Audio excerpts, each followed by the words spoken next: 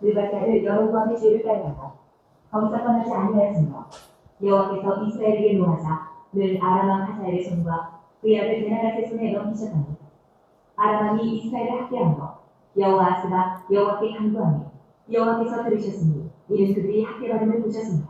여호와께서 이의 구원자를 이스라엘에게 주시니 이스라엘 자손이 아람 사람의 손에서 벗어나 전과 같이 자기 장막에 거하였으나 그들이 이스라엘에게 범죄하면 여로보암 집의 주위에서 떠나지 아니하고 그 안에서 따라 행하며 또 사마리아의 아세라 목단을 그만두었다.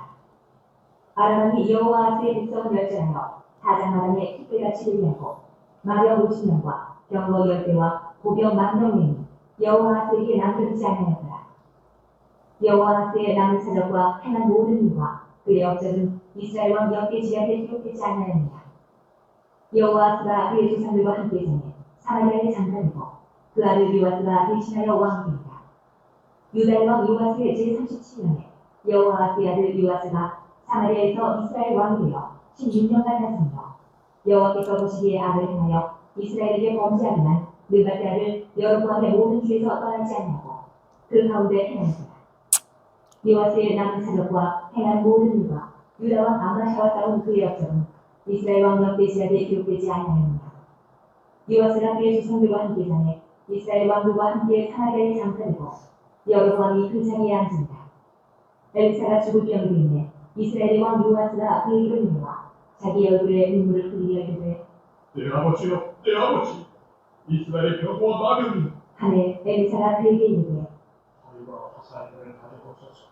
하는지라 활과 화살들을 그에게 가져오니 또 이스라엘 왕에게 이르되 왕의 손으로 활을 잡으소서.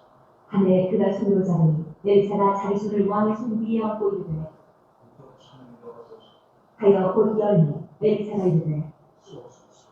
하는지라 곧 쏘매 엘사가 이르되 이는 여호와의 위한 구원의 화살 곧 아람에 대한 구원의 화살 왕이 아람 사람을 멸절하고 아무리에서 치 하니라. 또 이르되 화살들을 집으소서. 곧 집으면 엘사가 또 이스라엘 왕에게 이르되 땅을 치소서. 하는지라. 이에 세 번 치고 그친지라. 하나님의 사람이 누하여 이르되 왕이 대여섯 번을 칠 것이니까 그리하였다면 왕이 아람을 진멸하기까지 쳤으리. 이제는 왕이 아람을 세 번만 치리이다. 하니라.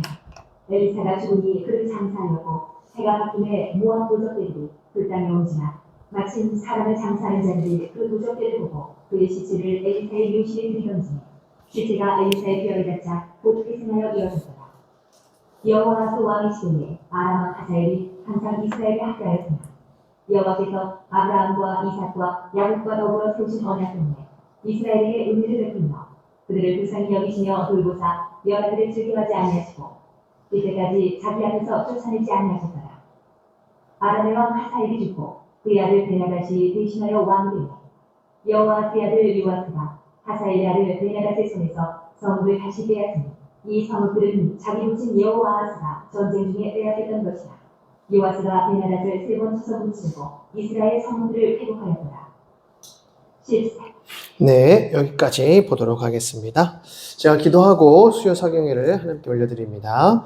하나님 아버지 은혜와 사랑을 감사드립니다. 오늘도 저희들을 사랑하시고 귀한 하나님의 말씀 앞에 겸손히 나아올 수 있도록 인도하여 주시니 감사드립니다.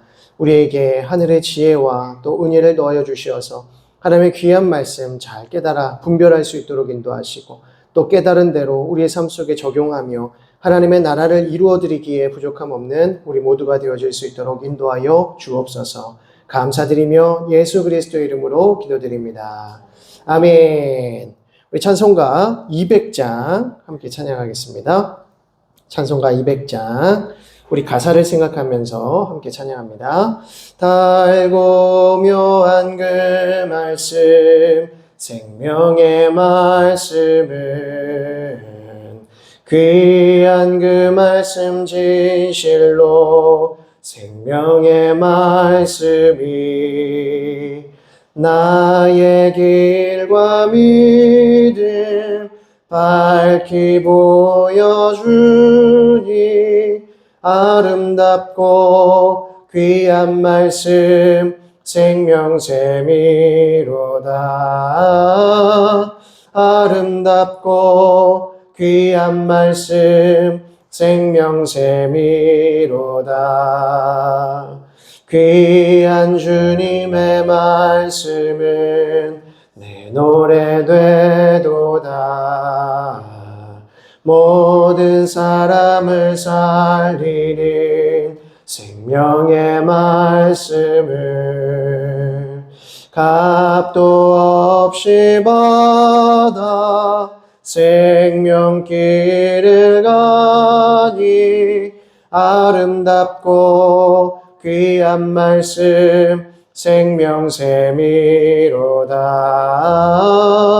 아름답고 귀한 말씀 생명샘이로다. 널리 울리어 퍼지는 생명의 말씀은 마음의 용서와 평안을 골고루 주나니 다만 예수 말씀 듣고 복을 받네. 아름답고 귀한 말씀 생명샘이로다. 아름답고 귀한 말씀 생명샘이로다. 아멘. 아멘. 우리 하나님의 말씀 열왕기하 11장 17절에서 21절까지의 말씀을 보겠습니다.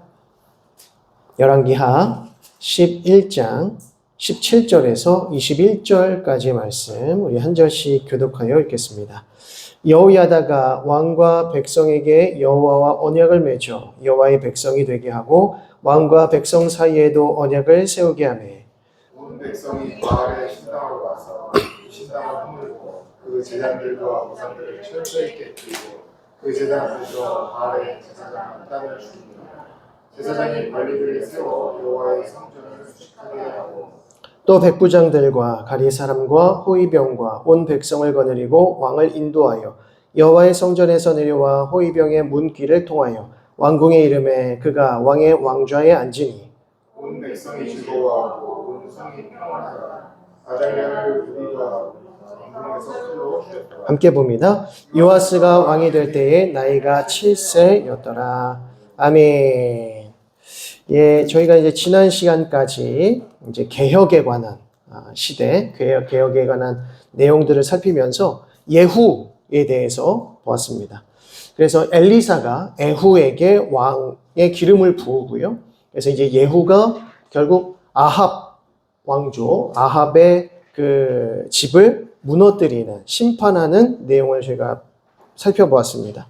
그래서 이제 2-1-2에 숙청과 개혁에 관한 그 7가지 단계가 나왔었습니다. 7 과정이 나타났었는데, 제일 첫 번째는 예후가 이스라엘 왕 요람을 죽이게 되는, 그래서 하사엘, 아람 왕 하사엘과 싸울 때에 요람이 부상을 당하게 되고 결국 예후에게 숙청을 당하게 됩니다.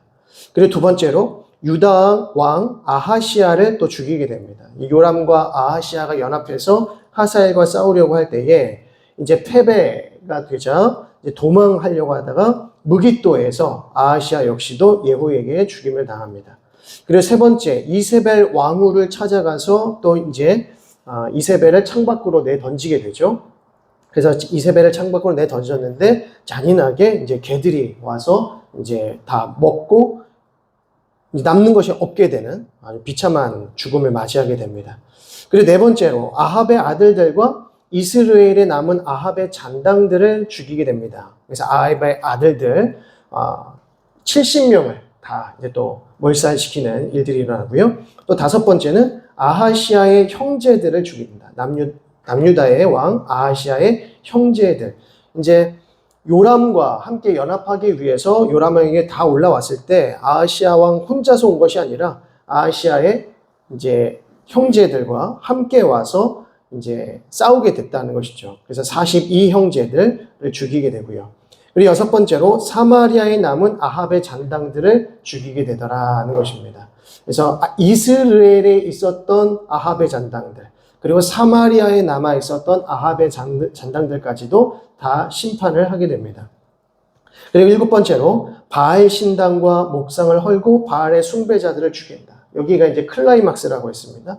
그래서 바알에게 큰 제사를 드릴 테니까 모든 선지자들과 바알 숭배자들은 다 모여라 이렇게 해가지고요. 한순간에 그 한 자리에서 다 심판을 하게 되는 장면이 이제 예후의 숙청과 개혁의 장면이었다라는 것입니다. 그래서 예후에 대한 평가는, 성경의 평가는 아합의 집에 심판을 한, 그러니까 하나님의 칼로서, 심판의 칼로서 예후가 쓰임을 받았다는 것을 알 수 있고요. 이것으로 말미암아 예후의 이후에 이제 4대 후손들까지 그 왕조를 하나님께서 지키시는 일들이 일어납니다. 그러나 여전히 예후 역시도 여로보암의 그 길, 여로보암의 죄를 반복해서 짓게 되고, 그리고 율법을 지키지 않았다라는 것을 말씀합니다. 또 요단 동편의 땅들을 또 빼앗기는 안타까운 일들이 또 벌어지게 되는 것이죠. 요단 동편을 빼앗긴 것은 하사엘, 아람 왕 하사엘로 인함입니다. 그래서 그때 당시에 아람 왕이, 그 아람 군대가 굉장히 막강한 지역이었기 때문에 요단 동편을 결국 빼앗기게 되는 것이죠. 그러나 예후를 통해서 하나님께서 아합 왕조를, 또 아합과 결탁했던 아하시아까지도 다 숙청하게 되는 그런 개혁의 일들을 벌이게 됩니다. 자, 그리고 이제 오늘부터는 요아스에 대해서 이제 좀 살펴보고자 하는데요. 제일 먼저 11장을 보시게 되면 아달랴가 등장을 하는데, 아달랴가 누구입니까? 아달랴는 아합의 딸이었습니다. 아합의 딸로서 이제 유다 왕 여호람과 결혼을 하게 되고 아하시아의 어머니가 되었습니다. 그런데 이제 남편과 그리고 아들이 다 북왕국에서 이제 죽임을 당하게 되는 일이 벌어지자 이제 아달랴만 남유다에 혼자 남게 되고, 그리고 그 왕자들과 함께 있게 되는 것이죠. 그래서 아달랴가 여기에서 6년 동안 남유다를 다스리게 됩니다. 자, 11장 1절을 보시면 아하시아의 어머니 아달랴가 그의 아들이 죽은 것을 보고 일어나 왕의 자손을 모두 멸절하였다라고 합니다. 여기서 아하시아의 어머니 아달랴, 그가 아들이 죽은 것을 보고, 아하시아가 죽은 것을 보고 이제 그 왕의 자손을 다 멸절하려고 했다는 것이죠. 왜 그렇습니까?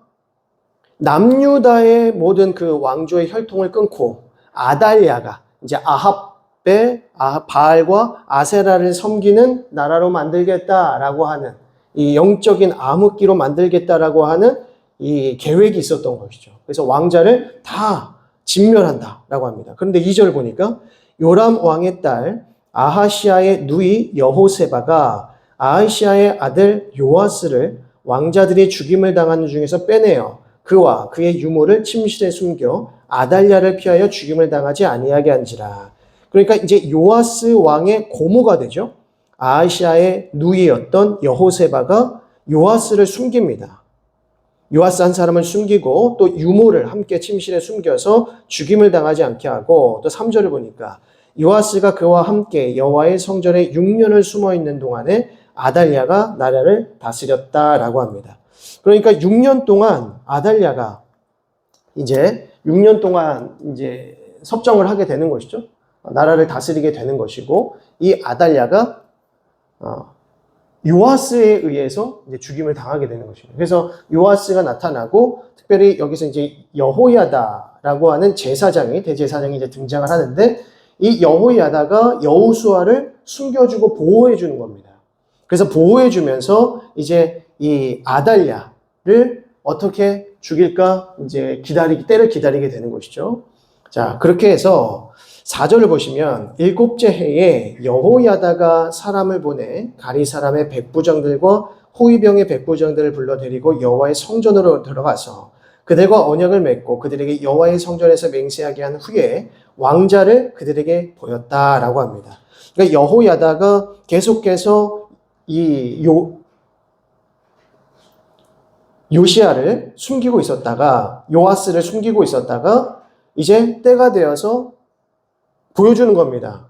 왕자를 보여주면서 5절에 명령하여 이르되 너희가 행할 것이 이러하니 안식일에 들어온 너희 중 3분의 1은 왕궁을 주의하여 지키고 또 3분의 1은 수루문에 있고 3분의 1은 호위대 뒤에 있는 문에 있어서 이와 같이 왕궁을 주의하여 지키라 라고 합니다.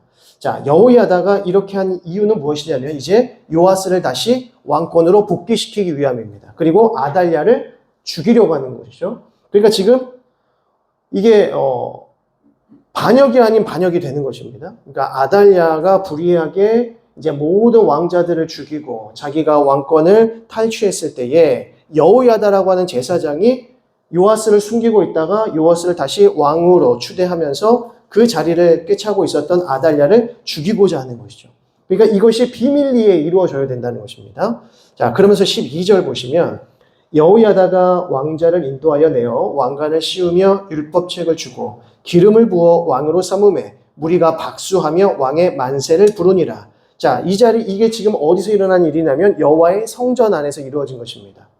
예루살렘의 여호와의 성전 안에서 대제사장 여호야다가 이제 왕자에게 기름을 붓고 그를 왕으로 추대를 하는 것이죠. 그러니까 그 자리에 있었던 모든 사람들이 박수하면서 왕을 세우는 것입니다. 그런데 이때 아달랴가 13절 호위병과 백성의 소리를 듣고는 여호와의 성전에 들어가서 백성에게 이르러 봄에 왕이 규례대로 단 위에 섰고 장관들과 나팔수가 왕의 곁에 섰으며 온 백성이 즐거워하여 나팔을 부는지라. 아달랴가 옷을 찢으며 뭐라고 합니까? 반역이로다라고 말합니다. 지금 아달랴가 그럴 말을 할 처지가 아님에도 반역이로다라고 한다는 것이죠. 그때 15절에 제사장 여호야다가 군대를 거느린 백부장들에게 명령하여 이르되 그를 대열 밖으로 몰아내라. 그를 따르는 자는 모두 칼로 죽이리니 제사장의 이 말은 여호와의 성전에서는 그를 죽이지 말라 함이라. 여호와의 성전을 아달랴의 피로 더럽히지 말라라는 것이고요. 16절에 이에 그의 길을 열어주매 그가 왕궁에 말이 다니는 길로 가다가 거기서 죽임을 당했다. 그러니까 왕들 짐승이 다니는 길 위에서 아달랴를 죽이게 되는 것이죠. 그렇게 하면서 이제 아달랴가 숙청을 당하게 되는 것입니다. 자, 이어지는 17절 여호야다가 왕과 백성에게 여호와의 언약을 맺어 여호와의 백성이 되게 하고 왕과 백성 사이에도 언약을 세우게 하며 온 백성이 바알의 신당으로 가서 그 신당을 허물고 그 제단들과 우상들을 철저히 깨뜨리고 그 제단 앞에서 바알의 제사장 mat단을 죽이니라. 제사장이 관리들을 세워 여호와의 성전을 수직하게 하고 20절 온 백성이 즐거워하고 온 성이 평온하더라. 아달랴를 무리가 왕궁에서 칼로 죽였더라. 요아스가 왕이 될 때의 나이가 7세였더라 라고 합니다. 그러니까 지금 여호야다라고 하는 제사장이 이 요아스를 왕으로 세우면서 이 남유다 국가를 다시 하나님의 나라로 개혁하고 있다는 것입니다. 그러니까 여호야다가 없었다면 요아스의 이 영적인 개혁이 일어날 수 없었다는 것이죠. 여호야다가 이 하나님의 성전, 여호와의 성전을 깨끗하게 하고요. 그리고 바알을 섬기고 있는 모든 신당을 깨뜨리고 그 제사장들까지 다 척결합니다. 그러니까 아달랴의 모든 그 문제들을 다 깨끗하게 청산을 하는 장면이 바로 요아스를 통해서 나타나는 것이죠. 그러니까 아합의 왕조는 예후가 척결하고 아합의 그 딸이었던 아달랴는 이제 여호야다가 제사장이 척결하는 장면. 그래서 이 시대가 개혁 시대다라고 부르게 되는 것입니다. 자, 그러면서 이제 12장에 들어가게 되면 성전 수리에 관한 부분입니다. 이제 성전이 아달랴의 일들로 말미암아서 성전이 무너진 것이죠. 왜냐하면 아달랴는 성전을 수리할 생각이 없습니다. 여호와의 성전을 수리할 생각이 없습니다. 왜냐하면 바알의 제단, 바알의 신당을 자기가 세우고 바알을 섬겨야 되는데 하나님을 섬기는 여호와의 성전을 그대로 놔두면 안 되겠죠. 그래서 어떻게든지 훼손하려고 하고 훼손한 부분들은 전혀 고치지 않는 겁니다. 자, 그 장면이 이제 12장 1절부터 나오는데요. 예후의 제7년에 요아스가 왕이 되어 예루살렘에서 40년간 통치하니라. 자, 요아스가 몇 년 통치합니까? 40년간 통치하게 됩니다. 오랫동안 이제 통치를 하게 되는데요.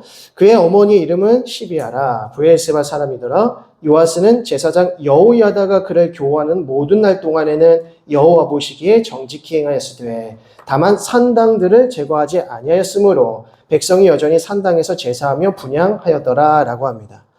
이게 산당이 언제부터 생기게 됐냐라고 했을 때 솔로몬 시대 이전부터 산당들이 존재했습니다. 왜냐하면 이 솔로몬이 왕궁과 그리고 성전을 짓기 이전까지는 산당에서 하나님 앞에 제사를 드리는 부분들이 있었기 때문이죠. 그게 큰 문제가 되진 않았습니다. 근데 하나님의 뜻에 따라서 솔로몬이 이제 여호와의 성전을 짓고 난 이후에는 이전까지 있었던 산당들을 어떻게 해야 되겠습니까? 하나하나 정리해야 되는데 이게 계속해서 그냥 남아있는 겁니다. 그런데 이 남아있는 산당들에서 뭘 합니까? 솔로몬의 왕비들이 거기에서 자기의 신들을 섬기게 되는 거죠. 그러니까 그걸 깨끗하게 청산을 했었어야 되는데 청산을 하지 못하니까 우상 숭배의 본거지들이 되더라는 겁니다. 그러니까 한두 곳 산당을 세워놨던 것들이 이제는 수없이 많은 산당들이 세워지게 되는 것이죠. 그러니까 그것을 빨리빨리 다 정리를 했어야 되는데 정리하지 못했다라고 하는 것이죠. 정치적인 부분들이 분명히 작용을 했을 거라는 것입니다. 자, 그래서 산당은 제거하지 못했다. 그러나 여호와 보시기에 정직하게 행했다라고 합니다. 자, 이게 또 빨간색을 칠하겠습니다. 이거는 정직하게 행했다는 뜻입니다. 그래서 총 20명의 이 통치자들, 원래는 남유다에는 19명의 왕이 있었고 아달랴까지 포함하면 20명의 이제 다스리는 통치자들이 있었는데 그 중에 8명이 이 정직하게 행했다. 여호와 앞에서 정직하게 행했다라는 이 표현이 등장합니다. 여호와 앞에서 정직하게 행했다라는 뜻이 무엇일까요? 여호와 앞에서 정직하게 행했다. 이게 뭐의 반대말이겠습니까? 북이스라엘의 여로보암의 길로 행하더라 라는 말의 반대말이 되겠죠. 여로보암의 길이 무엇이죠? 3가지. 금송아지를 섬겼더라. 그리고 자기 뜻대로 제사장들을 섬겼더라. 그리고 자기 뜻대로 절기를 섬겼더라. 이 반대말은 무엇이겠습니까?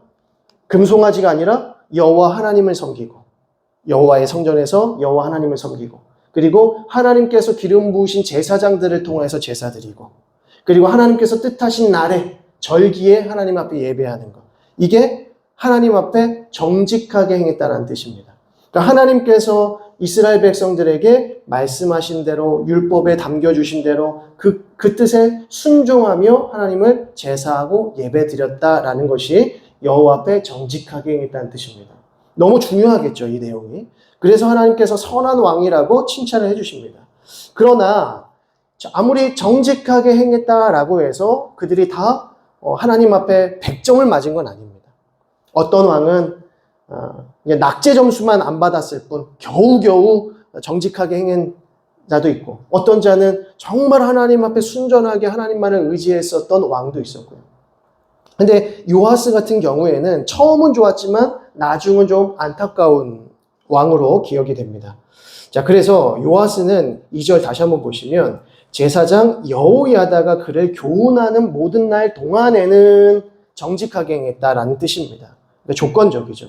그러니까 여호야다가 이제 이후에 죽게 되었을 때 이후에는 그렇게 하지 못했다라는 것을 암시합니다.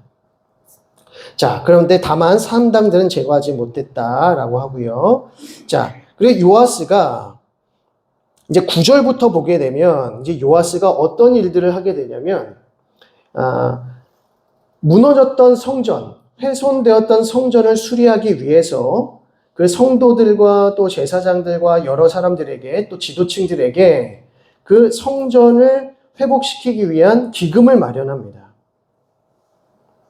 기금을 마련하면서 그래서 성전을 수리하게 하는 것이죠. 그래서 14절을 보겠습니다. 14절에 그 은을 일하는 자에게 주어 그것으로 여호와의 성전을 수리하게 하였으며 또 그 은을 받아 일꾼에게 주는 사람들과 회개하지 아니하였으니 이는 그들이 성실히 일을 하였음이니라.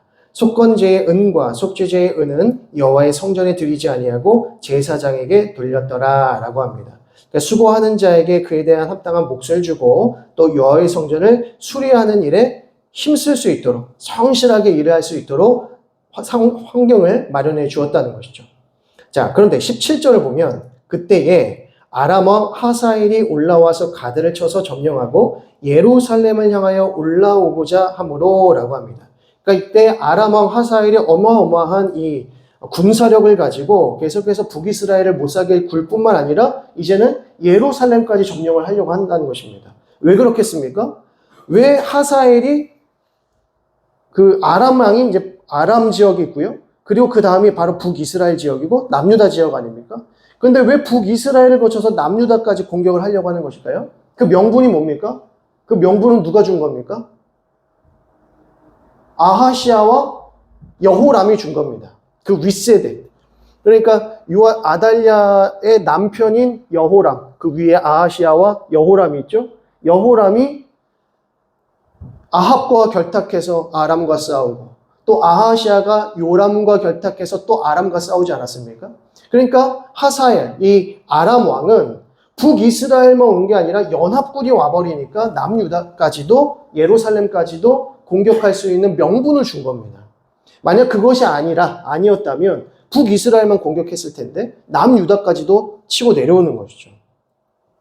그러니까 이것이 결국 요아스가 잘못해서 이렇게 된 것이 아니라 그 선대들이 잘못한 것들을 그 후대가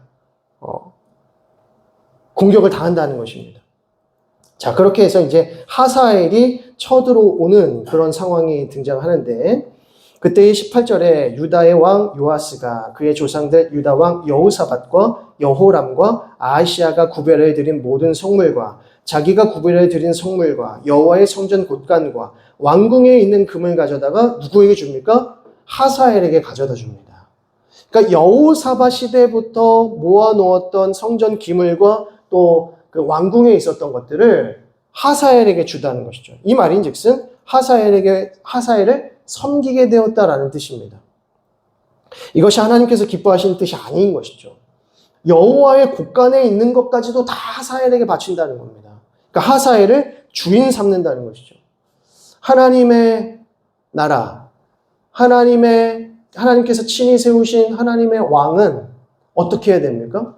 세상을 의지하지 않고 애굽 의지하지 않고 다른 민족 의지하지 않고 오직 누구만 의지합니까? 하나님만을 의지하고 하나님께서 주시는 그 힘과 지혜와 능력을 가지고 이방 민족들을 쳐내려갈 때 하나님께서 승리 주시지 않습니까? 여리고를 무너뜨리시고 아이성을 무너뜨리신 하나님께서 그래서 그 모든 지역에 있었던 이방 민족들이 벌벌 떨 정도로 여호와 하나님을 두려워하고 또 이스라엘 민족들을 두려워했다는 것입니다. 하나님 앞에 정직하게 행하는 이스라엘 군대, 이스라엘 나라는 결코 그 이방 민족들이 만만하게 볼 수가 없습니다. 그런데 아람 왕 하사엘이 내려오자 두려움에 떤 나머지 모든 것들을 요아스도 다 올려 보내더라는 것이죠. 이것이 요아스의 이제 문제점, 죄악이었습니다. 정직하게 하나님의 교훈에 따라 여호야다가 살아있는 동안에는 정직하게 행했지만 여호야다의 그 도움이 없을 때에는 하사엘을 섬기는 일이 일어나더라는 것이죠. 그래서 결국에는 어떻게 됩니까? 반역으로 인해서 죽임을 당하게 됩니다. 자, 20절에 요아스의 신복들이 일어나 반역하여 실라로 내려가는 길가에 밀로 궁에서 그를 죽였다라고 합니다. 요아스가 40년 통치했는데 안타깝게도 그 신복들에 의해서 죽임을 당하게 되더라는 것이죠. 왜 그렇게 됐을까라고 했을 때 역대기 기서는 이제 역대기 하죠. 역대기 하에서는 여호야다를 배반했다라고 합니다.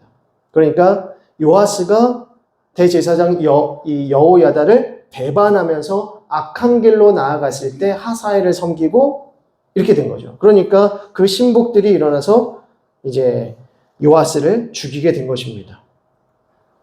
자, 그 다음에 여호아하스가 이제 왕이 되더라는 것인데요. 이제 여호아스는 이스라엘 왕입니다. 이스라엘 왕. 자, 여기까지가 이제 남유다의 개혁.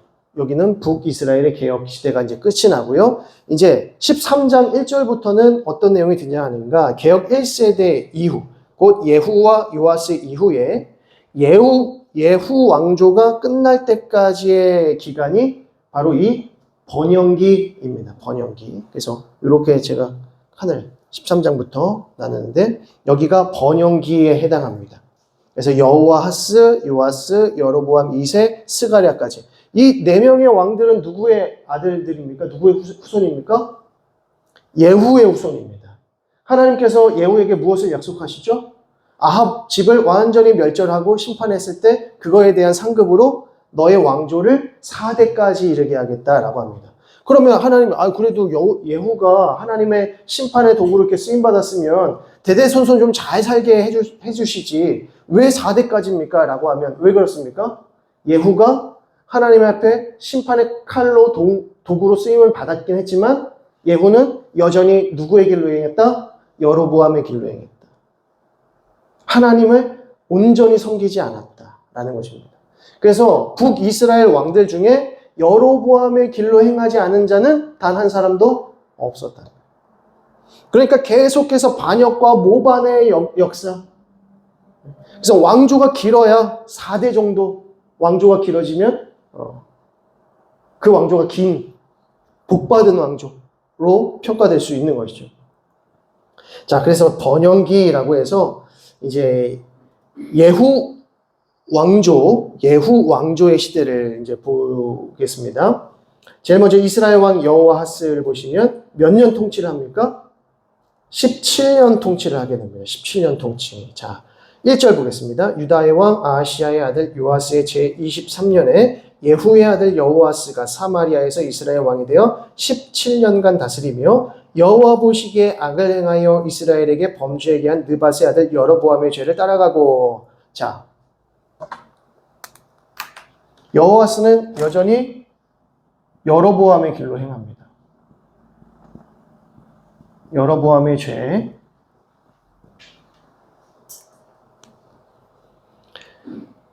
그 3절에 여호와께서 이스라엘에게 노하사 늘 아람 왕 하사엘의 손과 그의 아들 베다닷의 손에 넘기셨더니 아람 왕이 이스라엘을 학대함으로 여호아스가 여호와께 간구하매 여호와께서 들으셨으니 이는 그들이 학대받으셨음을 보셨습니다. 여호와께서 이에 구원자를 이스라엘에게 주심에 이스라엘 자손이 아람 사람의 손에서 벗어나 전과 같이 자기 장막에 거하였다라고 합니다. 자, 여로보암의 죄를 따르긴 했었지만 아람 왕을 하나님께서 붙이셔가지고 그를 괴롭게 하셨을 때에 여호아스가 뭐 합니까? 간구했다. 여호와께 간구했다라고 말합니다. 그래서 이 간구의 소리를 하나님께서 들으시고 구원자를 세우셔서 아람의 손으로부터 구원하십니다. 자, 그런데 6절에 그들이 이스라엘에게 범죄하게 한 여로보암의 집의 죄에서 떠나지 아니하고 그 안에서 따라 행하며 또 사마리아 아세라 목상을 그냥 두었더라. 하나님 앞에 기도하긴 했지만 간구하기는 했지만 그 간구는 매우 일시적이었다. 여전히 여로보암의 길로 행했고 아세라 목상까지도 그냥 내버려 두었다. 7절 아람 왕이 여호아스의 백성을 멸절하여 타작마당에 티끌같이 되게 하고 마병 50명과 병거 10대와 보병 10,000명 외에는 여호아스에게 남겨두지 아니하였더라. 그러니까 완전히 아람 왕에게 지배당하는 상황이 되어버린 것입니다.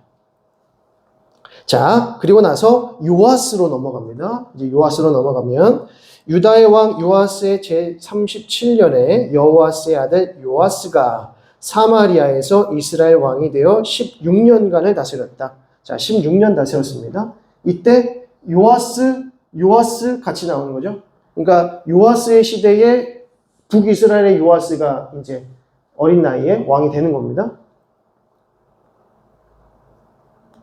자, 그런데 11절에 여호와께서 보시기에 악을 행하여 이스라엘에게 범죄하게 한 느밧의 아들 여로보암의 모든 죄에서 떠나지 않았다. 요아스 역시 여로보암의 죄.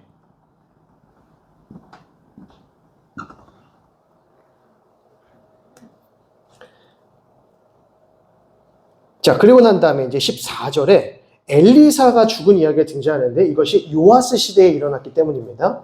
엘리사가 죽을 병이 들면 14절 이스라엘의 왕 요아스가 그에게로 내려와 자기의 얼굴에 눈물을 흘리며 이르되 내 아버지여 내 아버지여 이스라엘의 병거와 마병이여 하매 엘리사가 그에게 이르되 활과 화살들을 가져오소서 하는지라.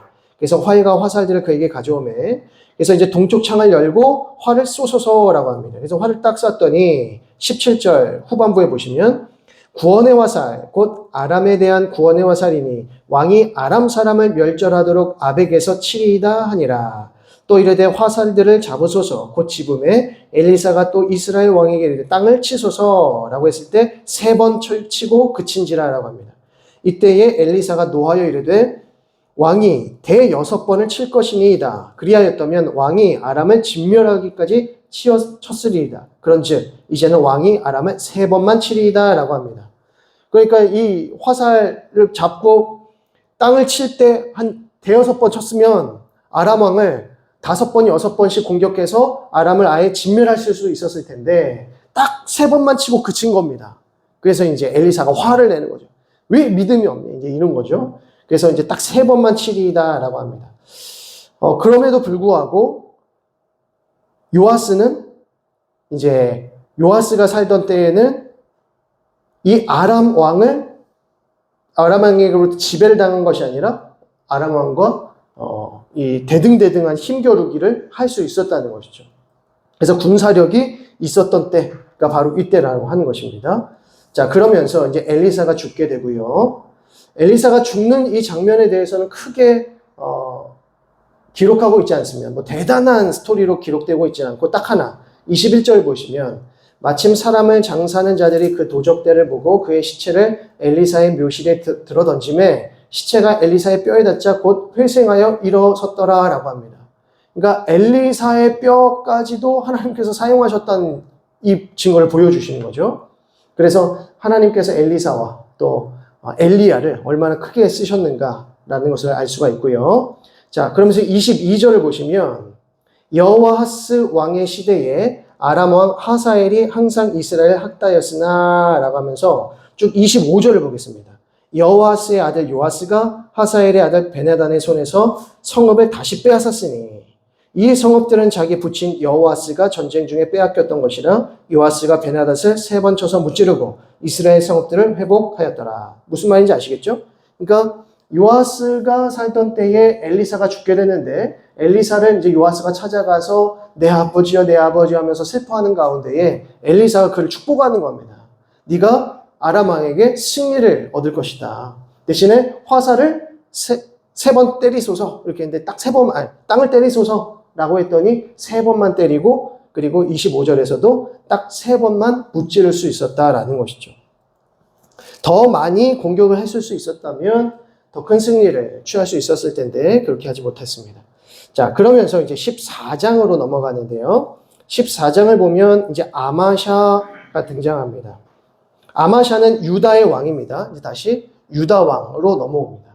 그래서 거기에 지금 이스라엘 왕이라고 되어 있는데 그거 좀 지워주시고 유다 왕 아마샤라고 보시면 좋겠습니다. 아마샤는 29년 통치합니다. 29년을 통치하게 되고요. 2절을 보시면 그가 왕이 된 때에 나이 25세라 예루살렘에서 29년간 다스리니라. 3절 아마샤가 여호와 보시기에 어떻게 행했습니까? 정직하게 행했다. 아마샤도 정직하게 행했다라는 것이죠. 자, 이 요아스 이전에 누가 하나님 앞에 정직하게 행했던 왕이었습니까? 제일 첫 번째로 여호사밧 왕이 정직하게 했고 그 전에는 아사왕과 여호사밧과 또 지금 이번에 요아스 그리고 아마샤, 아사랴 이렇게 되는 겁니다. 자, 계속 또 별표 쳐드리겠습니다. 그래서 아마샤도 정직하게 행했으나 뭐는 행하지 않았습니까? 그의 조상 다윗과는 같지 않았다. 그의 아버지 요아스가 행한 대로 다 행하였어도 산당들은 여전히 재건하지 못했다. 그래서 산당에서 제사를 드리며 분향하는 자들이 있었다라는 것이죠. 여호와의 성전이 지어졌음에도 불구하고 계속 산당에서 제사를 드리는 자들이 있다는 것입니다. 자, 5절 보면 나라가 그의 손에 굳게 섬에 그의 부왕을 죽인 신복들을 죽였다. 자, 아마샤가 요아스를 죽인 신복들을 죽였다는 겁니다. 그래서 나라가 그의 손에 굳게 서게 되고요. 7절을 보시면 아마샤가 소금 골짜기에서 에돔 사람 10,000명을 죽이고 또 전쟁을 하여 셀라를 취하고 이름을 욕되리라 했다.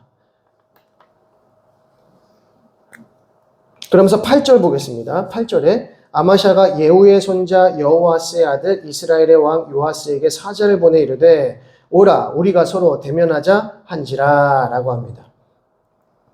아마샤가 이스라엘 왕 요아스에게 우리 좀 만납시다 라고 했다는 겁니다. 자, 그런데 11절 아마샤가 듣지 아니하므로 이스라엘 왕 요아스가 올라와서 그와 유다의 왕 아마샤가 유다의 베세메스에서 대면하였더니 유다가 이스라엘 왕 앞에서 패하여 각기 장막으로 도망하는지라 라고 합니다. 이제 요아스와 만나자라고 했더니 아마샤가 요아스의 부탁을 거절합니다. 그래서 요아스가 아마샤를 쳐들어옵니다. 그때 아마샤가 그것을 이겨내지 못했다는 거죠. 그러니까 이때 당시에 요아스가 아람 왕을 칠 정도로 힘이 있었고 군사력이 있었다는 것을 알 수 있습니다. 그래서 아마샤까지도 능히 이겨낼 수 있었다는 거죠. 근데 아마샤는 에돔 족속도 에돔도 물리치지 않았습니까? 에돔도 물리쳤고 그리고 그 나라가 굳게 선 상황이었음에도 불구하고 요아스의 군사력이 더 높았다는 것을 알 수 있습니다. 자, 13절에 이스라엘 왕 요아스가 베세메스에서 아하시아의 손자 요아스의 아들 유다 왕 아마샤를 사로잡고 예루살렘에 이르러 예루살렘 성벽을 에브라임 문에서부터 성 모퉁이 문까지 400규빗을 헐고 여호와의 성전과 왕궁 곳간에 있는 금은 모든 기명을 탈취해버렸다라고 합니다. 그리고 볼모로 또 사람들을 끌어가죠. 포로로 끌어갔다는 것입니다. 그리고 결국에 선친들과 같이 반역자들에 의해서 암살을 당하게 됩니다. 자, 17절을 보시게 되면 이스라엘 왕 여호와스의 아들 요아스가 죽은 후에도 유다의 왕 요아스의 아들 아마샤가 15년간을 생존하였더라. 19절에 예루살렘에서 무리가 그를 반역한 고로 그가 라기스로 도망하였더니 반역한 무리가 사람을 라기스로 따라보내 그를 거기서 죽이게 하고 라고 하죠. 아마샤도 반역에 의해서 죽게 되고 요아스도 반역에 의해서 죽게 됩니다. 아달랴도 반역은 아니지만 반역의 형태로 죽게 되는 것이죠. 그래서 아달랴, 요아스, 아마샤가 다 이렇게 비참하게 죽게 됩니다. 그리고 난 다음에 21절에 유다 온 백성이 아사랴를 그의 아버지 아마샤를 대신하여 왕으로 삼음에 그때 나이가 16세였다라고 합니다. 그래서 이제 아사랴가 세워지고요. 그 다음에 이제 다시 여로보암 2세의 이야기로 들어갑니다. 여로보암 2세의 이야기는 이제 이스라엘 왕인 것이죠. 여로보암 2세는 무려 41년간 이스라엘을 통치합니다. 그런데 24절에 여호와 보시기에 악을 행하여 여전히 어떤 길로 행했다? 여로보암의 길로 행했다. 자, 이거 지금 제가 이렇게 적어드리는 거는 이게 중요한 부분입니다. 다 여로보암의 죄를 지었지만 우리가 이거를 계속해서 기록하면서 파악해야 될 부분들이 있다는 것이죠. 3절 아마샤가 여호와 보시기에 정직히 행하였으나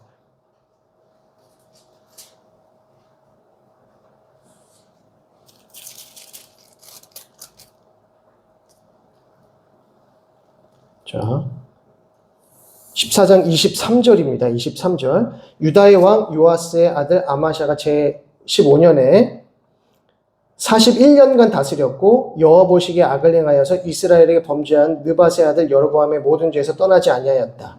그리고 25절에 중간 부분을 보시면 여로보암이 이스라엘 영토를 회복하되 하맛 어기에서부터 아라바 바다까지 하였으니 이는 여호와께서 이스라엘의 고난이 심하여 매인자도 없고 노인자도 없고 이스라엘을 도울 자가 없으셨음을 보았더라 라고 합니다.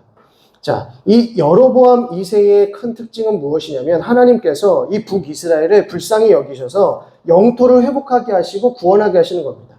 계속해서 아람 왕들에게 큰 고통을 당했던 이 상황을 하나님께서 불쌍히 여기시고 그 영토를 확장해 주시는 거죠.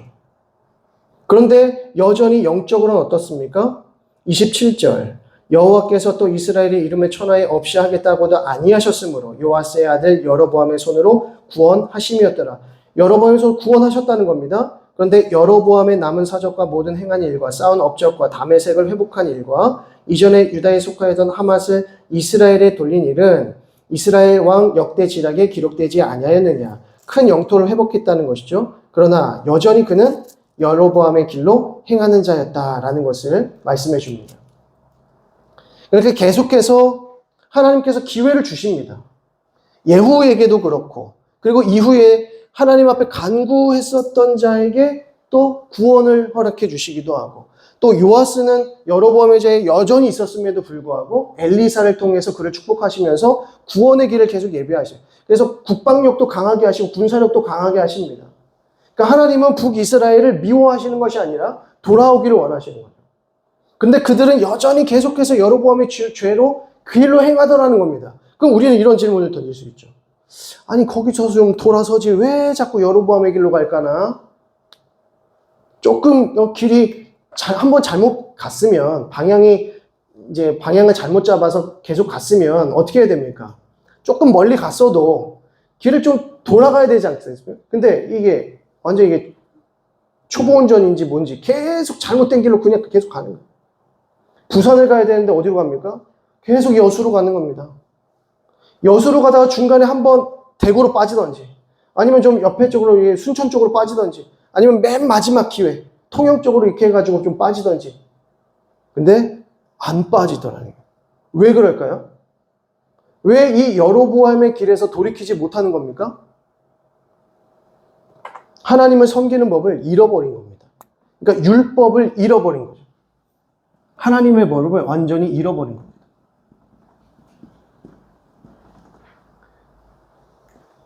율법이 없어요. 왜 율법이 없을까요? 그렇죠. 제사장도 없어. 율법을 가르칠 자도 없고 율법도 없고 하나님을 제대로 예배하지도 못하니까 계속 여로보암의 길로 가는 겁니다. 우상 숭배의 길로 가는 겁니다. 그러니까 우리에게 주신 이 하나님의 말씀이 우리에게 기준이 되어서 돌이킬 수 있는 기회를 계속 우리는 받고 있잖아요. 근데 이때 시대의 이스라엘 백성들에게는 제사장이 없으면, 왕이 제대로 서 있지 않으면, 선지자들이 그들에게 말씀을 전해주지 않으면 하나님의 법을 받을 길이 없는 겁니다. 근데 지금은 저와 여러분들은 구약 성경, 신구약 성경 66권이 다 우리에게 주어져 있어요. 그래서 우리가 계속해서 지금 반복해서 듣는 것이지만 사사기 시대가 어땠습니까? 처음에 굉장히 영적인 탁월함을 가지고 쭉 시작했습니다. 근데 점점점 사사들이 타락하기 시작하죠. 부르짖음이 사라지기 시작합니다. 그래서 이 영적인 수준들이 계속 올라가다가 결국에는 완전히 영적 파탄의 상태가 납니다. 그래서 왕이 없으므로 자기 옳은 소견에 그대로 행했다. 하나님의 뜻대로 행한 것이 아니라 자기 옳은 소견에 행했다. 너무 심각한 문제를 보여주면서 우리에게 무엇을 말씀해 주셨습니까? 사무엘과 한나를 통해서 하나님의 사람으로 회복되어지는 것, 하나님을 사모하는 것이 얼마나 중요한지를 얘기하면서 이들을 통해서 다윗이 세워진다. 그래서 다윗을 통해서 하나님의 나라를 어떻게 구현해 나아가시는가를 보여주었어요. 그러니까 하나님께서 다윗 시대에 그와 언약을 맺으시면서 다윗 왕조를 영원하게 하시겠다라고 하셨고 예수 그리스도를 다윗 왕조 가운데 주시는 거 아닙니까? 이러한 놀라운 축복, 놀라운 구원의 복을 다윗 언약 안에서 주셨어요. 근데 이 다윗 언약 안에 주신 것은 철저히 하나님의 법 안에서 하나님의 뜻 가운데서 주어진 것이죠. 하나님을 잘 섬기고 하나님을 어떻게 하면 기쁘게 해드릴까? 나는 이런 성전에서 거하고 있는데 우리 하나님은 저 성막에서 거하고 계시니 내가 하나님을 위하여 큰 성전을, 하나님의 집을 지어드리고 싶다. 근데 하나님께서 기뻐하셨지만 너의 손이 아니라 솔로몬의 손에 의해서 짓게 하겠다. 그러면 솔로몬이 지었으면 이 솔로몬 성전을 통해서 계속해서 하나님의 율법이 제사장들을 통해서 선포되어지고 선지자들로 인해서 선포되어지고 선포된 그 말씀을 왕이 받고 그 말씀대로 순종하면서 이스라엘 백성들을 다스리는 삶. 이것이 정직한 삶인 것이죠. 저와 여러분들은 그 정직한 삶을 살기 위하여 너무나도 중요한 영적 도구, 영적인 은혜의 수단을 딱 말씀을 받지 않았습니까? 그럼 우리는 이 말씀 그대로 읽고 또 말씀을 배우면서 깨달은 대로 순종하면서 살아가면 승리하는 삶을 살아가는데 어떻습니까? 매주 우리 주일마다 또 와서 우리 대표하시는 장로님들, 또 대표기도 하시는 집사님들, 권사님들이 뭐 기도하세요? 지난 한 주간도 내가 나의 뜻대로 살았고 물론 우리가 대표 기도할 때 주님 지난 한 주간은 엄청나게 하나님께 순종하는 삶이었습니다. 감사합니다. 이렇게 또 하기가 교만해 보이기도 하고 또 말도 안 되는 일인 것 같고 그래서 어느 교회나 아마 100교회 중에 100교회는 다 지난 한 주간 하나님 우리의 죄를 사하여 주시고 이렇게 기도할 거란 말이죠. 하나님께서 우리에게 성경을 말씀을 주시고 또 말씀의 은혜를 주셨지만 여전히 우리는 실패하지 않습니까? 그런데 그러한 반복된 일상들이 이 구약의 이스라엘 왕들 가운데서도 계속해서 반복되고 일어나고 있다는 거예요. 그리고 남유다 왕들 가운데도 여호와 앞에 정직하게 행했다라고 하지만 그 정직함이 오래가지 못하거나 아니면 부족하거나 연약하거나 이런 모습들이 계속 반복되어집니다. 그러니까 다윗과 같은 영광을 회복한 이스라엘 왕은 남유다 왕은 찾아보기 어렵습니다. 만약 다윗과 같은 왕이 있었다면 어떤 일이 벌어졌을까요? 바벨론에게 멸망당하지 않았을 거고요. 아수르에게 멸망당하지 않았을 겁니다. 근데 다윗과 같은 왕들이 일어나지 않고 심지어 다윗마저도 밧세바 우리아의 사건을 통해서 큰 죄를 범하지 않습니까? 그때부터 영적인 몰락이 또 시작되지 않습니까? 그러니까 우리 인간, 우리의 죄성이 바로 그렇다는 겁니다. 막 승승장구하는 것 같다가도 또 어느 순간 한 번의 교만함으로 인해서 하나님 앞에 또 징계를 당하고 또 그러면서 영적인 몰락을 겪게 되고 또 오랫동안 그 암울한 늪에 빠져 있다가 또 하나님께서 회복시켜 주시면 조금씩 또 회복되어지다가 이게 계속해서 반복되어지더라는 거죠. 그러니까 이 구약의 이스라엘 백성들의 이 모습을 보면 사사기 시대가 영적인 승승장구의 시대에서 몰락하고 또다시 다윗 왕조를 통해서 쭉 승승장구했던 이 영적인 상태가 다시 또 어떻게 됩니까? 쭉 몰락을 하고 이게 지금 반복되는 거죠.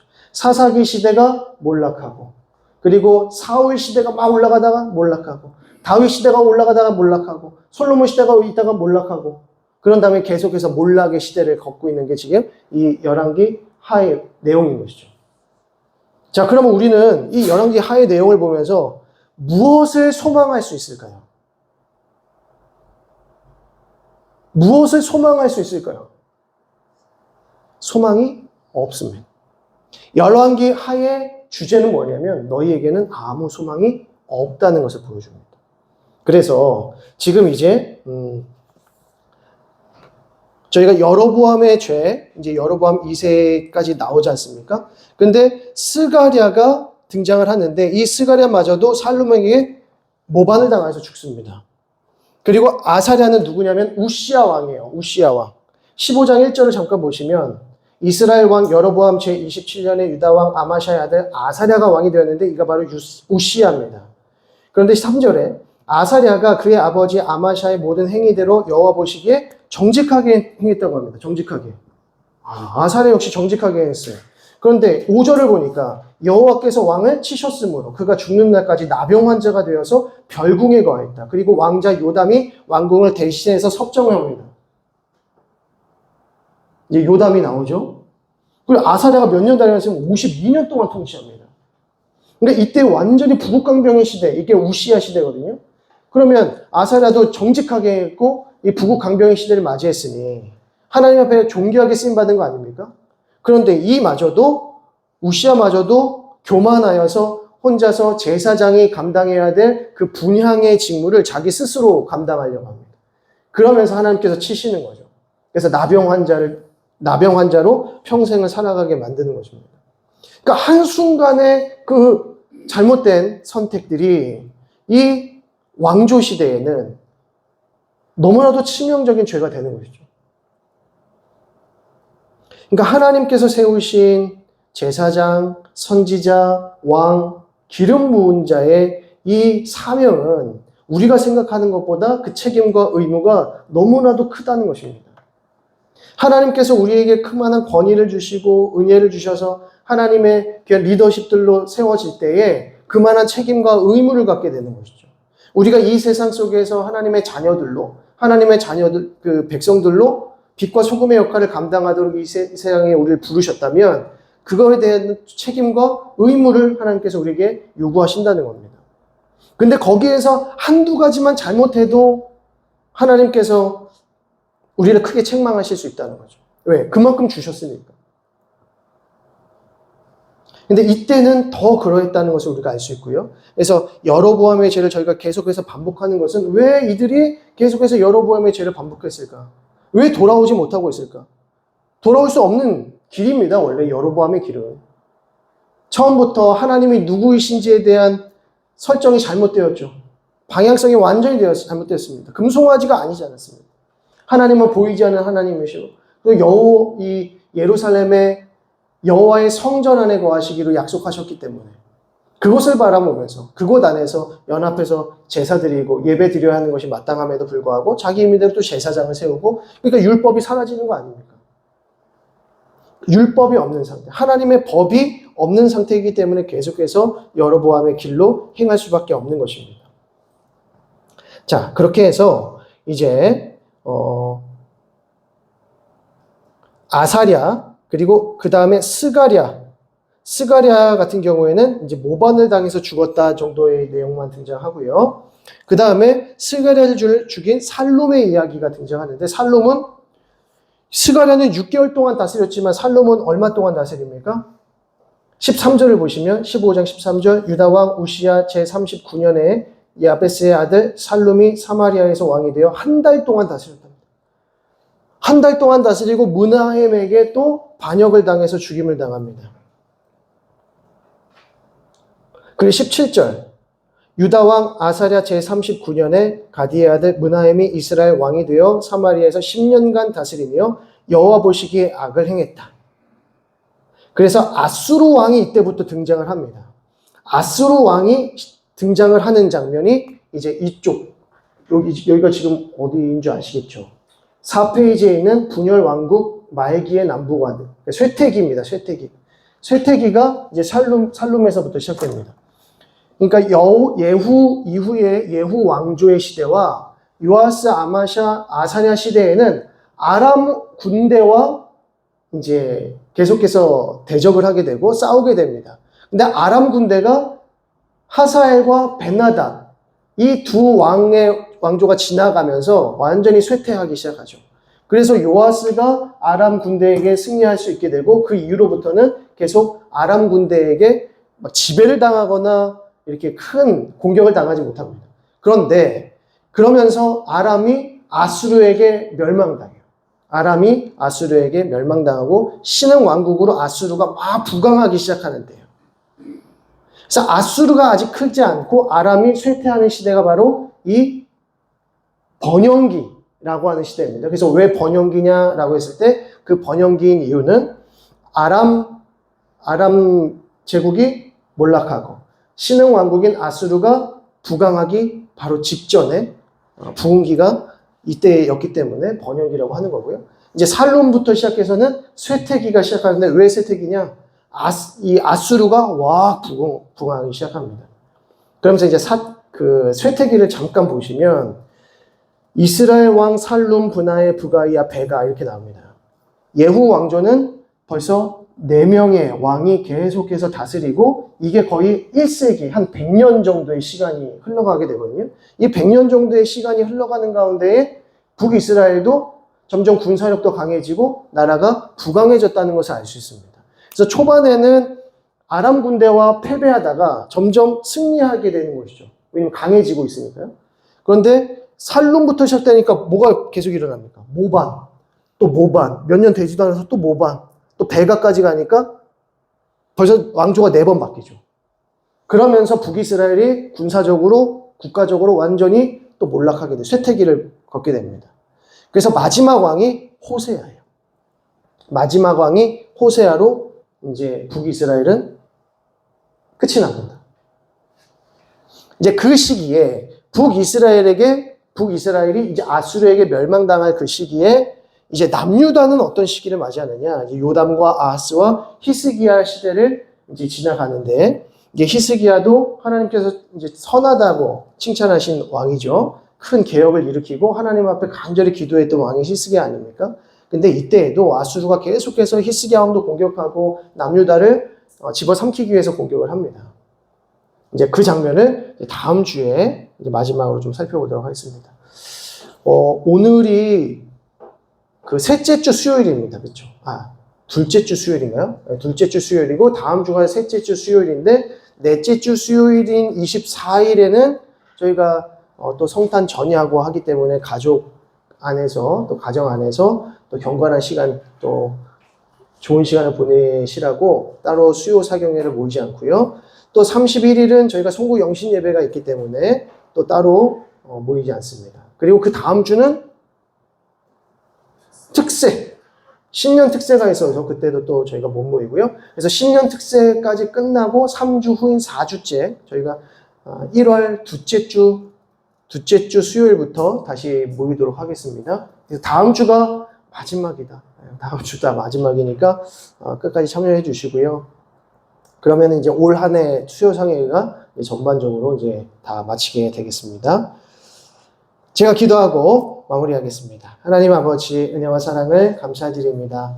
또 저희들에게 하나님의 귀한 말씀 앞에 나올 수 있도록 인도하시고 또 안타까운 북이스라엘의 모습 또 남유다의 모습을 바라보면서 또 이러한 영적인 상태가 혹 우리의 모습 가운데 있지는 않은지 돌아볼 수 있도록 인도하시니 감사드립니다.